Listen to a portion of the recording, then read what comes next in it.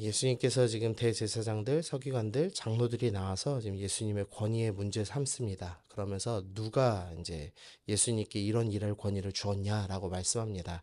이제 우리가 어제 살펴봤듯이 이제 성전 가운데 물건을 파는 자들을 내쫓는 그 일 때문에 이제 이들이 찾아온 겁니다.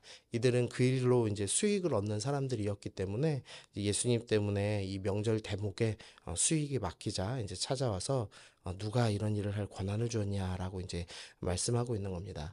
예수님께 이런 일을 할 권한 주신 분은 바로 하나님이셨습니다. 그러나 이제 이 사람들 지금 이 권위자들의 입을 막기 위해서 예수님께서는 랍비의 방법을 사용하십니다. 랍비들은 이제 질문을 질문으로 답하면서 깨닫게 하는 방법을 사용하셨는데 예수님께서 이제 랍비의 방법을 사용하십니다. 그러면서 역으로 질문을 하시면서 요한의 세례가 하늘로부터냐 사람으로부터냐라고 이제 질문을 하시죠. 이제 세례자 요한의 사역이 하늘로부터 구워진 그 권위로 요한이 세례를 줬다라고 이제 대답을 한다면 이제 예수님께서는 거꾸로 그러면 왜 너희는 세례자 요한의 그 하나님으로부터 주어진 권위에 순종하지 않고 오히려 그들을 그 세례자 요한을 반대했냐 이제 이렇게 말씀하실 것이고 만약에 이제 세례자 요한의 권위가 사람으로부터 주어진 거다. 그러니까 하나님께로부터 온 게 아니라 그냥 그 사람이 인기 있어서 그래서 이제 권위가 주어진 거다. 이제 이런 식으로 대답을 한다면 세례자 요한은 가짜 선지자가 되는 것이죠. 그렇게 되면은 문제는 이 백성들은 세례자 요한을 참 선지자로 여기고 있었기 때문에 백성들이 미워할 것이고 이제 심하면은 밀란이 일어날 수도 있는 그 정도로 이제 세례자 요한을 사람들은 존경했습니다. 그렇기 때문에 이 대제사장들은 이게 어떻게 대답하든지 난처한 이제 질문이 된 겁니다. 그래서 그들은 이제 세례자 요한을 하나님께로부터 왔다고 인정하지 않음에도 불구하고 사람을 두려워했기 때문에 사람으로부터다라고 이제 이야기하고 있습니다.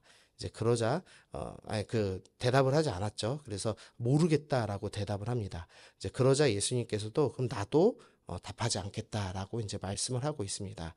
그러나 이제 서로가 대답을 다 들은 겁니다. 답하지 않았다는 말에서 대제사장들은 세례자 요한의 권위가 사람으로부터 주어졌다고 생각하는 것이고 예수님은 세례자 요한의 권위가 하늘로부터 주어졌다고 생각하고 계십니다. 그리고 세례자 요한이 예수님을 따르라고 계속 사람들한테 이야기했습니다. 그러니까 예수님의 권위도 하늘로부터 주어졌다라고 이렇게 답을 하고 있는 겁니다. 지금 이 이스라엘 지도자들의 시선이 철저하게 사람에게 있다는 것을 우리가 좀 확인을 해야 됩니다. 애들이 하나님을 두려워하면서 하나님은 어떤 생각을 갖고 계실까에 관심이 있는 것이 아니라 사람들이 어떻게 생각할까에 온통 마음이 사로잡혀 있습니다. 그래서 이들의 질문은 누가 이런 권위를 주었냐라고 이제 지금 질문을 하고 있죠. 근데 사실 이제 정답이 벌써 나와 있는데요. 이 대제사장들과 서기관들 하면서 대제사장들이라는 표현 자체가 벌써 답을 주고 있습니다. 원래 이제 성경에서 대제사장은 딱 한 명만 뽑습니다. 그리고 그 사람 죽을 때까지 대제사장 한 명이 임명받아서 사역을 합니다. 그런데 이 신약 시대를 지나면서 구약과 신약 사이에 있는 시대에서 이 마카비 왕조라는 왕조가 들어섭니다. 근데 그 왕조는 이 제사장들이 반란을 일으켜서 들어선 정권이었습니다. 그래서 대제사장이면서 동시에 왕인 정권이었습니다. 그러면서부터 대제사장은 권력자야라는 이미지가 생겼습니다. 이제 그 상태에서 이제 로마가 들어왔습니다. 근데 이제 대제사장이 전 왕조의 왕들이었기 때문에 이제 한 명을 쭉 임명한다는 게 조금 로마로서는 부담됐습니다. 그래서 어떻게 정책을 펼쳤냐면 임기를 정해놓고 때때마다 이제 대제사장을 임명하는 겁니다. 그래서 이게 이제 성전에서 이 사고 파는 것에 이권이 연루되어 있었기 때문에 이제 권한이 자격이 없는 사람들이 대제사장 권위를 돈을 주고 사기 시작했습니다.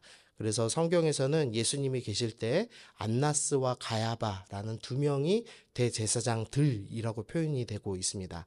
안나스는 사실 전임 대제사장인데 이제 로마에게서 그 권한을 돈 주고 샀고 그 다음에 가야바라는 사위를 맞아들여서 또 이제 로마에게서 대제사장의 권위를 사서 계속 이제 정권을 연장했습니다. 그러니까 즉 이들은 벌써 사람의 권위를 의지하여서 대제사장 일을 하는 사람들이었고 그래서 이제 사람을 철저하게 두려워하는 사람들이라고 성경은 설명하고 있는 겁니다.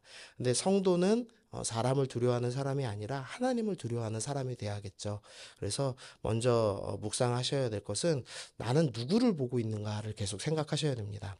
나의 시선이 자꾸 사람들의 반응에 있다면 나는 사람을 두려워하는 사람입니다. 그러면 성도가 아닌 게 되는 거죠. 성도는 하나님을 두려워하는 사람이 되어야 한다. 그래서 먼저 기도하실 때 주님, 제가 사람 두려워하지 않고 하나님 두려워하게 해주십시오. 이렇게 기도하면서 나아가시면 좋겠습니다.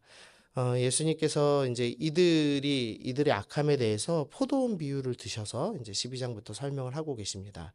주인으로 묘사된 하나님께서 이스라엘이라는 포도원을 이제 가꾸시는 모습이 나와 있습니다. 근데 이 포도원이 얼마나 아름답고 큰 포도원이냐면 망대를 세웠다라는 표현이 있습니다. 이 망대는 이제 돌로 만든 탑입니다. 근데 이제 이 포도원이 얼마나 큰지 적들이 들어오는 걸 확인할 수 있도록 망대를 세우고 또 이제 거기는 일꾼이 쉴 수 있는 공간입니다. 그러니까 복지 시설까지 잘 갖춰진 너무나 좋은 포도원을 만들었습니다. 그리고 나서 이제 종들로 표현된 이스라엘 지도자들에게 이 이스라엘이라고 하는 포도원을 맡겼습니다. 당시 이제 문화에 의하면 새로 포도원을 만들면 바로 열매를 못 맺기 때문에 한 4년 정도는 세금을 이제 그 주인에게 바쳐야 될 그 열매를 걷지 않았다고 합니다. 그래서 그런 일정의 이제 기간을 보냈습니다.